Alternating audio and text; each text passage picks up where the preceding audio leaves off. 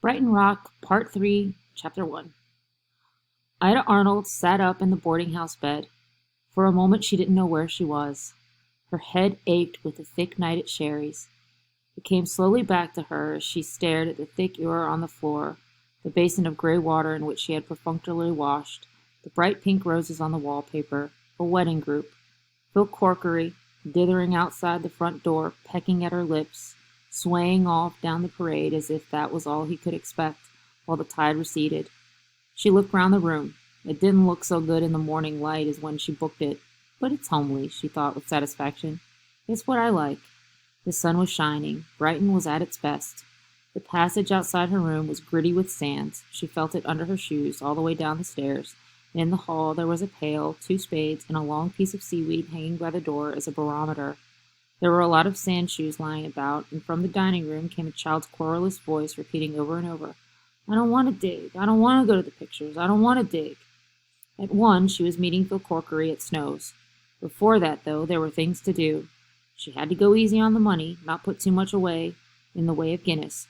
It wasn't cheap living down at Brighton, and she wasn't going to take cash from Corkery. She had a conscience, she had a code, and if she took cash, she gave something in return. Black Boy was the answer. She had to see about it first thing before the odds shortened. Sinews of war. And she made her way towards Kemp Town, to the only bookie she knew, old Jim Tate. Honest Jim, on the half-crown enclosure. He bellowed at her as soon as she got inside his office. "Here's Ida. Sit down, Miss Turner," getting her name wrong. He pushed a box of gold flake across to her.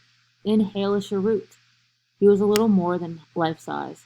His voice, after the race meetings of 20 years, could hit no tone which wasn't loud and hoarse. He was a man you needed to look at through the wrong end of a telescope if you were to believe him the fine, healthy fellow he made himself out to be. When you were close to him, you saw the thick blue veins on the left forehead, the red money spider's web across the eyeballs. "Well, Miss Turner? Ida, what is it you fancy?" "Black Boy," Ida said. "Black Boy," Jim Tate repeated. "That's 10 to 1, 12 to 1. The odds have shortened. There's been quite a packet laid on Black Boy this week. You wouldn't get 10 to 1 from anyone but your old friend." "All right," Ida said. "Put me on 20 pounds. And my name's not Turner. It's Ida Arnold. 20 nicker. That's a fat bet for you, Miss Whatever You Want to Be." He licked his thumb and began to comb through the notes. Halfway through, he paused, sat like a large toad over his desk, listening.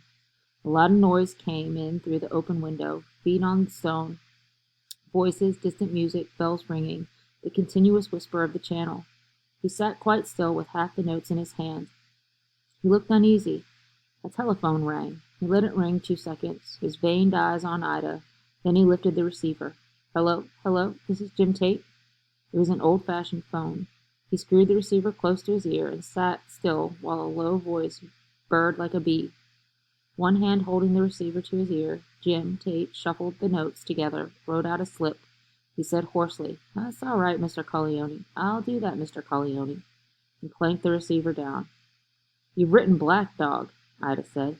He looked across her. It took him a moment to understand. "Black Dog," he said, then laughed, hoarse and hollow. "What was I thinking of? Black Dog, indeed." "That means care," Ida said. "Well," he barked with unconvincing geniality, "we've always something to worry about." The telephone rang again. Jim Tate looked as if it might sting him. "You're busy," Ida said. "I'll be going."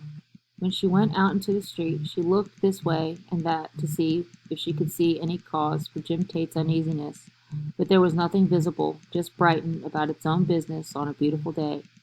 Ida went into a pub and had a glass of Douro port. It went down sweet and warm and heavy. She had another. "Who's Mr. Colleone?" she asked the barman. "You don't know who Colleone is? I never heard of him till just now." The barman said, "He's taking over from Kite." "Who's Kite?" "Who was Kite?"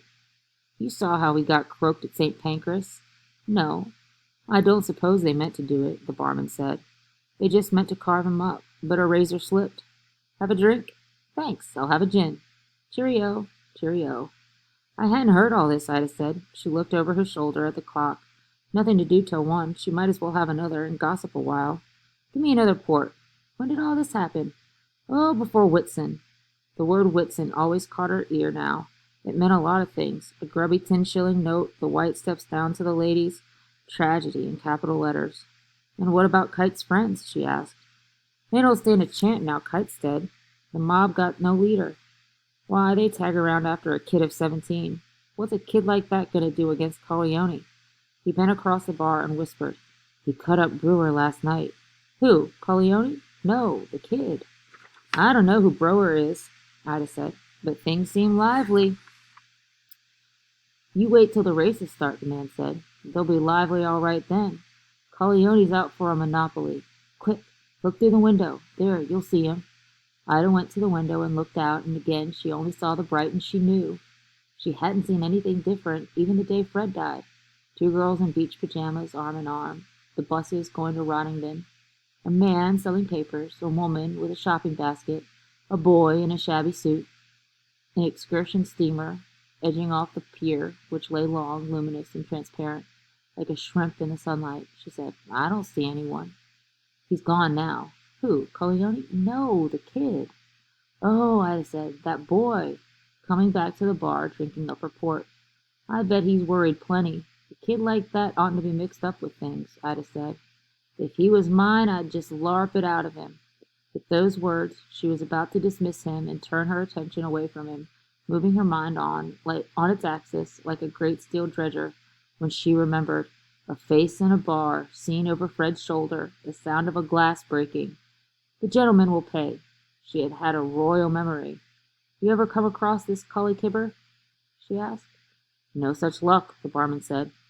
It seemed odd, his dying like that. It must have made a bit of a gossip. None I heard of, the barman said. He wasn't a Brighton man. No one knew him around these parts. He was a stranger. A stranger. The word meant nothing to her. There was no place in the world where she felt a stranger.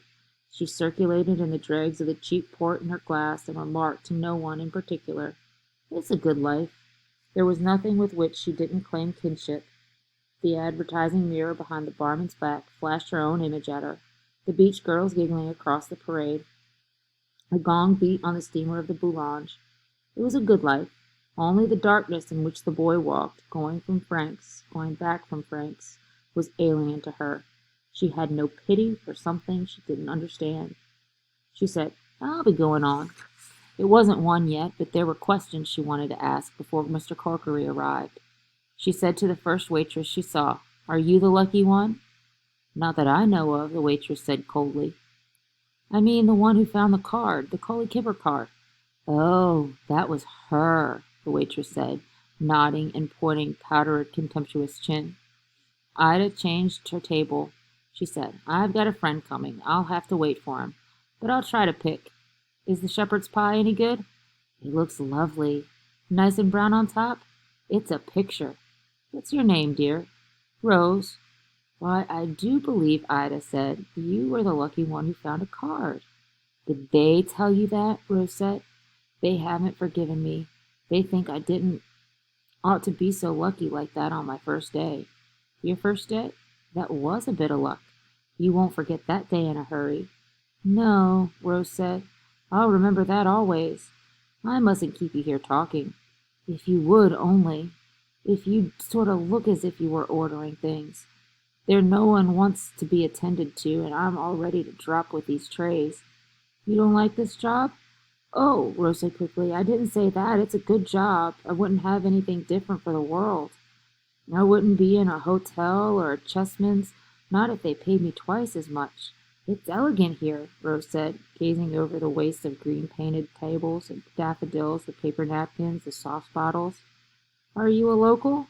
I've always lived here all my life, Rose said, in Nelson Place.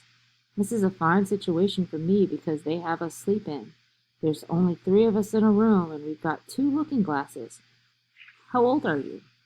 Rose leant gratefully across the table. 16, she said. I don't tell them that. I say I'm 17. They'd say I wasn't old enough if they knew. They'd send me, she hesitated a long while at the grim word, home. You must be glad, Ida said, when you found that card. Oh, I was. Do you think I could have a glass of stout, dear?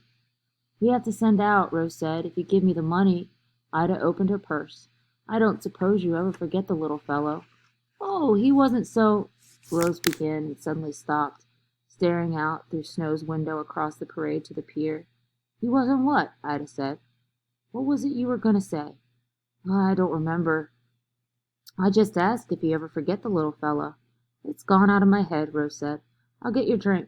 Does it cost all that, a glass of stout? She asked, picking up the 2-shilling pieces. One of them's for you, dear, Ida said. I'm inquisitive. I can't help it. I'm made that way. Tell me how he looked. I don't know. I can't remember. I haven't got a good memory for faces. You can't have, can you, dear? Or you'd have challenged him. You must have seen his picture in the papers. I know I'm silly that way. She stood there, pale and determined and out of breath and guilty. And then it wouldn't have been £10, not 10 shillings. I'll get your drink. Perhaps I'll wait after all. The gentleman who's giving me lunch, he can pay. Ida picked up the shillings again, and Rose's eyes followed her hand back to her bag. Waste not, want not, Ida said gently, taking in the details of the bony face, the large mouth, the eyes too far apart, the pallor, the immature body, and then suddenly she was loud and cheerful again, calling out, Phil Corkery, Phil Corkery, waving her hand. Mr. Corkery wore a blazer with a badge and a stiff collar underneath. He looked as if he needed feeding up, as if he was wasted with passions he never had the courage to express. Cheer up, Phil. What are you having? Steak and kidney, Mr. Corkery said gloomily. Waitress, we want a drink. We have to send out. Well, in that case, make it 2 bottles of Guinness, Mr. Corkery said. When Rose came back, Ida introduced her to Mr. Corkery. This is the lucky girl who found the card. Rose backed away, but Ida detained her, grasping firmly her black cotton sleeve. Did he eat much? She asked. I don't remember a thing, Rose said. Really, I don't. Their faces, flushed a little with the warm summer sun, were like posters announcing danger. Did he look, Ida said, as if he were going to die? How can I tell? I suppose you talked to him. I didn't talk to him. I was rushed. I just fetched him a bass and a sausage roll, and I never saw him again. She snatched her sleeve from Ida's hand and was gone. You can't get much from her, Mr. Corkery said. Oh, yes, I can, Ida said. More than I bargained for. Why? Whatever's wrong? It's what that girl said. She didn't say much. She said enough. I always had a feeling it was fishy. You see, he told me in the taxi he was dying, and I believed him for a moment. It gave me quite a turn till he told me he was just spinning a tale. Well, he was dying. He didn't mean it in that way. I have my instincts. Anyway, Mr. Corkery said, there's the evidence. He died natural. I don't see as there's anything to worry about. It's a fine day, Ida. Let's go to the Brighton Bell and talk it over there. No closing hours at sea. After all, if he did kill himself, it's his business. If he killed himself, Ida said, he was driven to it. I heard what the girl said, and I know this. It wasn't him that left the ticket here. Good God, Mr. Corkery said. What do you mean? You oughtn't talk like that. It's dangerous. He swallowed nervously, and the Adam's apple bobbed up and down under the skin of his scrawny neck. It's dangerous, all right, Ida said, watching the thin 16-year-old body shrink by its black cotton dress, hearing the clink, clink, clink of glass on a tray carried by an unsteady hand. But who two's another matter. Let's go out in the sun, Mr. Corkery said. It's not so warm here. He hadn't got a vest on or a tie. He shivered a little in his cricket shirt and blazer. I've got to think, Ida repeated. I shouldn't get mixed up in anything, Ida. He wasn't anything to you. He wasn't anything to anyone. That's the trouble, Ida said. She dug down into her deepest mind, the plane of memories, instincts, hopes, and brought up from them the only philosophy she lived by. I like fair play, she said. She felt better when she said that, and added with terrible lightheartedness, An eye for an eye, Phil. Will you stick by me? The Adam's apple bobbed. A draft from which all the sun had shifted swung through the revolving door, and Mr. Corkery felt it on his bony breast. He said, I don't know what's given you the idea, Ida, but I'm for law and order. I'll stick by you. His daring went to his head. He put a hand on her knee. I'd do anything for you, Ida. There's only one thing to do after what she told me, Ida said. What's that? The police. Ida blew into the police station with a laugh to this man and to that, wave another hand. She didn't know them from Adam. She was cheerful and determined, and carried Phil along in her wake.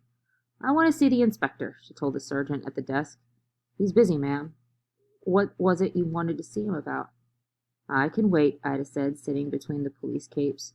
"Sit down, Phil." She grinned at them all with a brassy assurance. "Pubs don't open till 6, she said. "Phil and I haven't a thing to do until then." "What was it you wanted to see him about, ma'am?"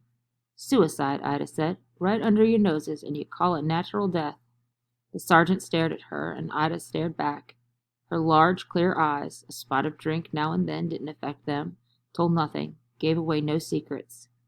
Camaraderie, good nature, cheerfulness, fall like shutters before the plate glass window. You could only guess at the goods behind. Sound, old-fashioned, hallmark goods, justice, an eye for an eye, law and order, capital punishment, a bit of fun now and then, nothing nasty, nothing shady, nothing you'd be ashamed to own, nothing mysterious. "You aren't pulling my leg, are you?" the sergeant said. "Not this time, Sarge." He passed through the door and shut it behind him, and Ida settled herself more firmly on the bench, made herself at home. "It's stuffy in here, boys," she said. "What about opening another window?" And obediently they opened one. The sergeant called to her from the door. "You can go in," he said. "Come on, Phil," Ida said, and bore him with her into the tiny, cramped official room which smelt of French polish and fish glue. "And so," the inspector said, "you wanted to tell me about a suicide, Mrs.—" He looked tired and old and shy. He had tried to hide a tin of fruit drops behind the telephone and a manuscript book. "Arnold, Ida Arnold. I thought it might be your line, Inspector," she said with heavy sarcasm. "This your husband?" "Oh, no, a friend. I wanted a witness, that's all." "And who is it you're concerned about, Miss Arnold?" "Hale's the name. Fred Hale. I beg your pardon, Charles Hale." "We know all about Hale, Mrs. Arnold. He died quite naturally." "Oh, no," Ida said. "You don't know at all. You don't know he was with me 2 hours before he was found." "You weren't at the inquest?" "I didn't know it was him till I saw his picture." "And why do you think there's anything wrong?" "Listen," Ida said. "He was with me, and he was scared about something. We were at the Palace Pier. I had to have a wash and brush up, but he didn't want me to leave him. I was only away 5 minutes, and he'd gone." "Where'd he gone to?" "You say he went and had lunch at Snow's, and then went down to the pier to the shelter at Hove. You think he just gave me the slip? But it was Hale, who had lunch. But it wasn't Hale who had lunch at Snow's and left the card. I'd just seen the waitress. Hale didn't like Bass. He wouldn't drink Bass, but the man at Snow's sent out for the bottle." "That's nothing," the inspector said. "It was a hot day. He was feeling bad, too. He's got tired of doing all the things he got to do. I wouldn't be surprised if he cheated and got someone else to go into Snow's. The girl won't say anything about him. She knows, but she won't say." "I can think of an explanation easily enough, Miss Arnold. The man may have left a card on condition she didn't say anything." "It's not that. She's scared. Someone scared her. Maybe the same person who drove Fred. And there are other things.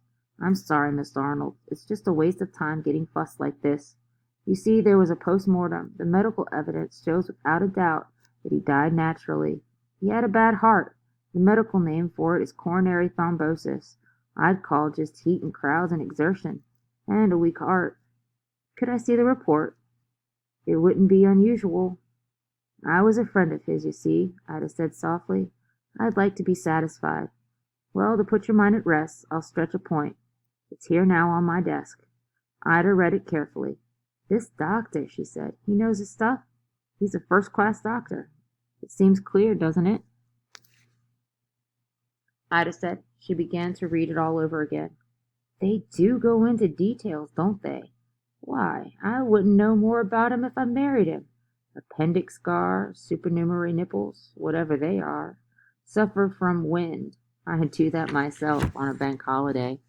It's almost disrespectful, isn't it? He wouldn't have liked this." She brooded over the report with easy kindliness. "Varicose veins, poor old Fred. What's this mean about the liver? Drank too much, that's all. I wouldn't be surprised, poor Fred. So he had an ingrown toenail. It doesn't seem right to know that. You were a great friend of his?" "Well, we only knew each other that day, but I liked him. He was a real gentleman. If I hadn't been a bit lit, this wouldn't have happened." She blew out her bust. "He wouldn't have come to any harm with me." "Have you quite finished the report, Miss Arnold?" "He does mention everything, this doctor of yours, doesn't he?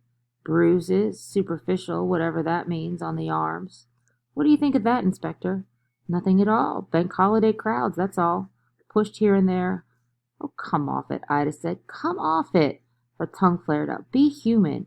Were you out on bank holiday? Where do you find a crowd like that? Brighton's big enough, isn't it? It's not a tube lift." "I was here, I know," the inspector said stubbornly. "You've got fancies, Miss Arnold." "So the police won't do a thing? You won't question the girl in Snow's?" "The case is closed, Miss Arnold, and even if it had been suicide, why open old wounds? Someone drove him. Perhaps it wasn't suicide at all. Perhaps— "I've told you, Miss Arnold, the case is closed." "That's what you think," Ida said. She rose to her feet. She summoned Phil with a jerk of the chin. "Not half it isn't," she said. "I'll be seeing you." She looked back from the door at an elderly man behind the desk and threatened him with her ruthless vitality. "Or perhaps not," she said. "I can manage this in my own way. I don't need your police." The constables in the outer room stirred uneasily. Somebody laughed. Somebody dropped a tin of boot polish. "I've got my friends." Her friends. They were everywhere, under the bright, glittering Brighton air. They followed their wives obediently into fishmongers. They carried their children's buckets to the beach. They lingered round the bars, waiting for opening time. They took a penny peep show at the pier. A night of love. She had only to appeal to any of them, for Ida Arnold was on the right side. She was cheery. She was healthy. She could get a bit lit with the best of 'em. She liked a good time. Her big breasts bore their carnality frankly down the old Stein, but you had only to look at her to know that you could rely on her. She wouldn't tell tales to your wife. She wouldn't remind you the next morning of what you wanted to forget. She was honest. She was kindly. She belonged to the great middle law-abiding class. Her amusements were their amusements, her superstitions their superstitions. The planchette scratching, the French polish on the occasional table, and the salt over the shoulder. She had no more love for anyone than they had. "Expenses mounting up," Ida said. "Never mind. Everything will be all right after the races." "You got a tip?" Mr. Corkery asked. "Straight from the horse's mouth." "I shouldn't say that. Poor Fred." "Tell a pal," Mr. Corkery implored. "All in good time," Ida said. "Be a good boy, and you don't know what mayn't happen." "You don't think so? You don't still think, do you?" Mr. Corkery sounded her. "Not after what the doctor wrote." "I never paid any attention to doctors." "But why?" "We got to find out." "And how?" "Give me time. I haven't started yet." The sea stretched like a piece of gay common washing in a tenement square across the end of the street. "The color of your eyes," Mr. Corkery interjected thoughtfully, with a touch of nostalgia. He said, "Couldn't we now just go for a while on the pier, Ida?" "Yes," Ida said, "the pier. We'll go to the Palace Pier, Phil." But when they got there, she wouldn't go through the turnstile, but took up the stand like a huckster facing the aquarium, the ladies' lavatory. "This is where I start from," she said. "He waited for me here, Phil." And she stared out over the red and green lights, the heavy traffic of her battlefield, laying her plans, marshalling her cannon fodder, while 5 yards away, Spicer stood, too, waiting for an enemy to appear. Only a slight doubt troubled her optimism. "That horse has got to win, Phil," she said. "Can't hold out else." Chapter 2. Spicer was restless these days. There was nothing for him to do. When the races began, he wouldn't feel so bad. He wouldn't think so much about Hale. It was the medical evidence which upset him. Death from natural causes, when with his own eyes he'd seen the boy. It was fishy. It wasn't straight, he told himself. He told himself that he could face any police inquiry. He couldn't stand this, knowing the false security of the verdict. There was a catch in it somewhere, and all through the long summer sunlight, Spicer wandered uneasily, watching out for trouble. The police station, the place where it had happened. Even Snow's came into his promenade. He wanted to be satisfied that the cops were doing nothing. He knew every plain-clothes man in the Brighton force, that no one was asking questions or loitering where they had no reason to loiter. He knew it was just nerves. It'll be all right when the races start, he told himself, like a man with a poisoned body who believes that all will be well when a single tooth is drawn. He came up the parades cautiously from the Hove end, from the glass shelter where Hale's body had been set, Hale with bloodshot eyes and nicotine finger ends. He had a corn on his left foot and limped a little, dragging after him a bright orange-brown shoe. He had come out in spots, too, round his mouth, and that also was caused by Hale's death. Fear upset his bowels, and the spots came. It was always that way. He limped cautiously across the road when he was close to Snow's. That was another vulnerable place. The sun caught the great panes of the plate glass and flashed back at him like headlamps. He sweated a little, passing by. A voice said, "Well, if it isn't Spicy." He had his hands on Snow's across the road. He hadn't noticed who it was beside him on the parade, leaning on the green railing above a shingle. He turned his damp face sharply. "What are you doing here, Crab?" "It's good to be back," Crab said, a young man in a mauve suit with shoulders like coat hangers and a small waist. "We ran you out once, Crab. I thought you'd stay out. You've altered." His hair was carroty except at the roots, and his nose was straightened in scars. He had been a Jew once, but a hairdresser and a surgeon had altered that. "Afraid we'd lamp you if you didn't change your mug." "Why, Spicy, me afraid of your lot? You'll be saying sir to me one of these days. I'm Culleone's right-hand man." "I always heard as how he was left-handed," Spicer said. "Wait till Pinky knows you're back." Crab laughed. "Pinky's at the police station," he said. The police station. Spicer's chin went down. He was off, his orange shoe sliding on the pavement, his corn shooting. He heard Crab laugh behind him. The smell of dead fish was in his nostrils. He was a sick man.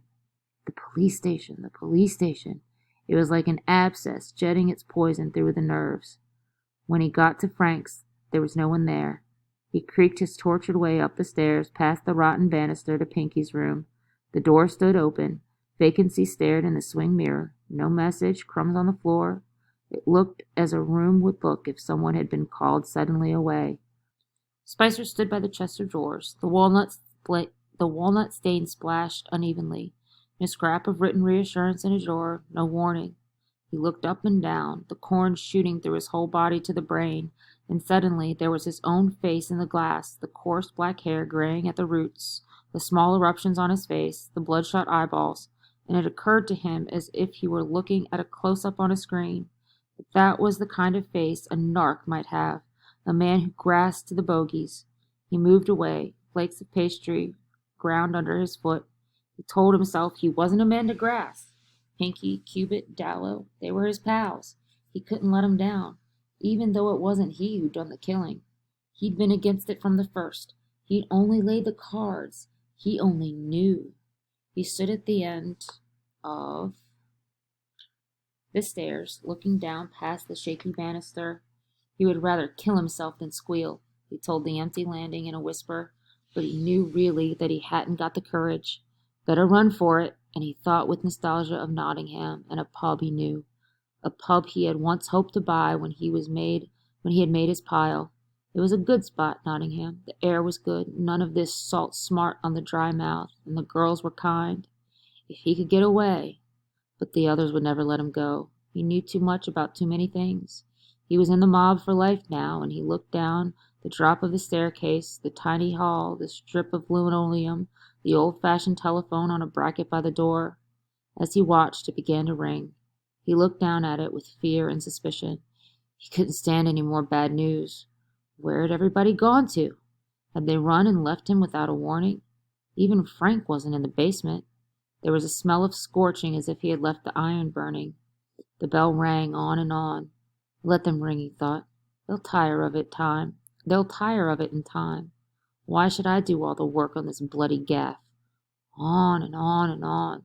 Whoever it was didn't tire easily. He came to the head of the stairs and scowled down at the vulcanite, spitting noise through the quiet house.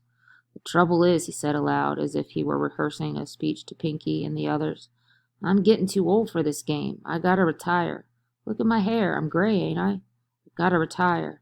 But the only answer was the regular ring, ring, ring.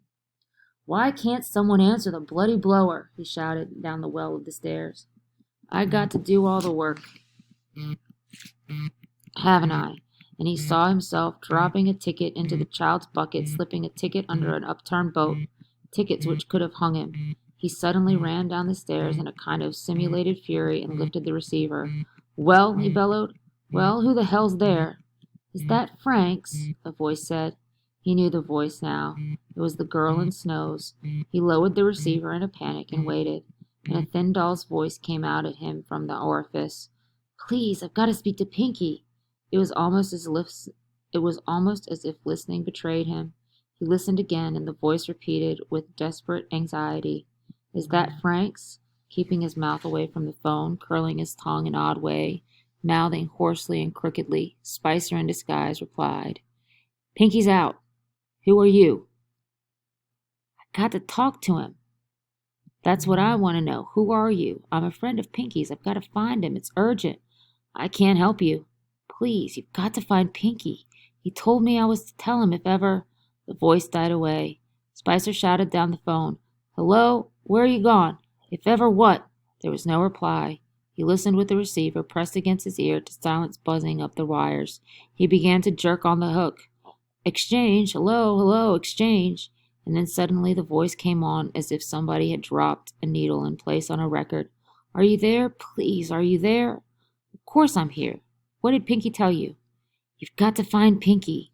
He said he wanted to know. It's a woman. She was here with a man." "What do you mean, a woman?" "Asking questions," the voice said. Spicer put down the receiver. Whatever else the girl had to say was strangled on the wire. Find Pinky? What was good of finding Pinky? It was the others who had done the finding. And Cubitt and Dallow, they slipped away without even warning him. If he'd had to squeal, it would only be returning them their own coin. But he wasn't going to squeal. He wasn't a narc. They thought he was yellow. They'd think he'd squeal. He wouldn't even get the credit. A little moisture of self-pity came prickling out the dry, aging ducts of his eyes. "I gotta think," he repeated to himself. "I gotta think." He opened the street door and went out. He didn't even wait to fetch his hat. His hair was thin on top and the dry, brittle under the dandruff. He walked rapidly, going nowhere in particular, but every road in Brighton ended on the front. "I'm too old for the game. I gotta get out." Nottingham. He wanted to be alone. He went down to the stone steps to the level of the beach. It was early closing, and the small shops facing the sea under the promenade were closed. He walked on the grass and the edge of the asphalt, scuffling in the shingle. "I wouldn't grass," he remarked numbly to the tide as if he lifted it and withdrew. "But it wasn't my doing. I never wanted to kill Fred." He passed into the shadow under the pier, and a cheap photographer with a box camera snapped him as the shadow fell and pressed a paper into his hand. Spicer didn't notice. The iron pillars stretched down across the wet, dim shingle, holding up above his head the motor track, the shooting booths, the peep machines, mechanical models. The robot man will tell your fortune. The seagull flew straight toward him between the pillars like a scared bird caught in the cathedral, then swerved out into the sunlight from the dark iron nave. "I wouldn't grass," Spicer said, "unless I had to." He stumbled on an old boot and put his hand on the stones to save himself. They had the cold of the sea and had never been warmed by the sun under these pillars. He thought, that woman, how does she know anything? What's she doing asking questions? I didn't want to have Hale killed. It wouldn't be fair if I took the drop with the others. I told him not to do it. He came out into the sunlight and climbed back onto the parade. It'll be this way the bogies will come, he thought. If they know anything, they always reconstruct the crime. He took up his stand between the turnstile of the pier and the ladies' lavatory. There weren't many people about. He couldn't spot the bogies easily enough if they came. Over there was the Royal Albion. He could see all the way up the Grand Parade to the old Stein. The pale green domes of the pavilion floated above the dusky trees. He could see anyone in the hot, empty midweek afternoon who went down below the aquarium, the white deck ready for dancing, to the little covered arcade where the cheap shops stood between the sea and the stone wall, selling Brighton rock.